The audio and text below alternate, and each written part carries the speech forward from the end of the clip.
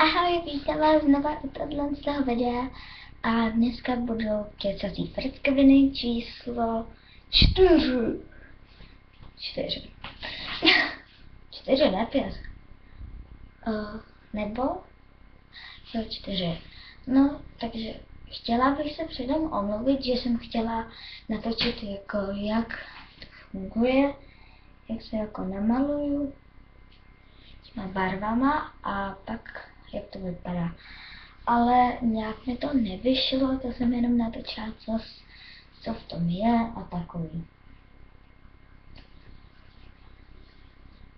No a ohledně těch narozenin, ten vlog možná bude a možná nebude.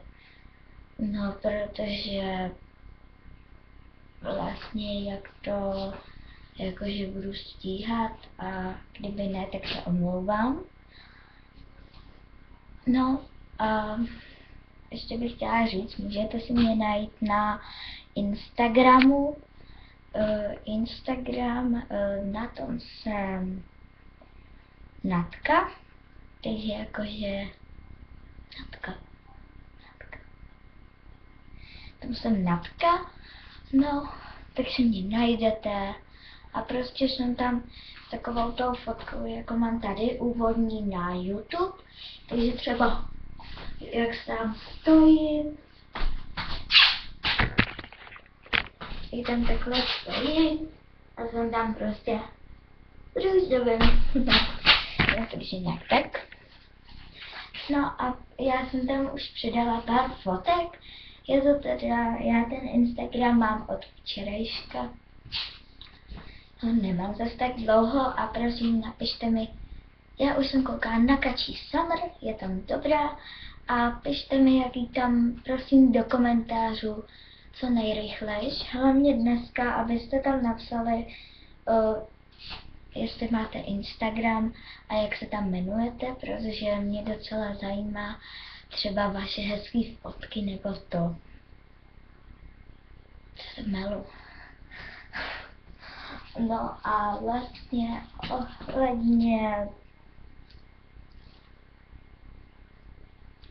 takový ticho.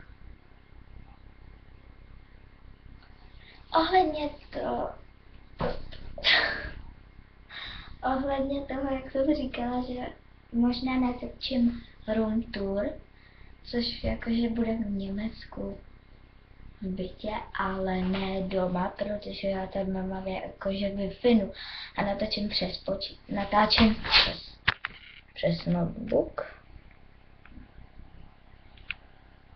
Je to asi nejde vidět, já prostě natáčím takovou obrazovku, mám tam YouTube a prostě natáčím. No a hlavně toho, že jak jsem ukazovala svoji kosmetiku na, možná bych dneska stihla natočit room tour, takže, ale říkám vám, že to vlastně nebude jakože normálně v našem domě, baráku, kde bydlím, ale bude to tady v bytě, prostě v Německu, tam, kde jezdím na prázdniny. No a to bylo z kecacích frackovin číslo 4 vše, takže čau.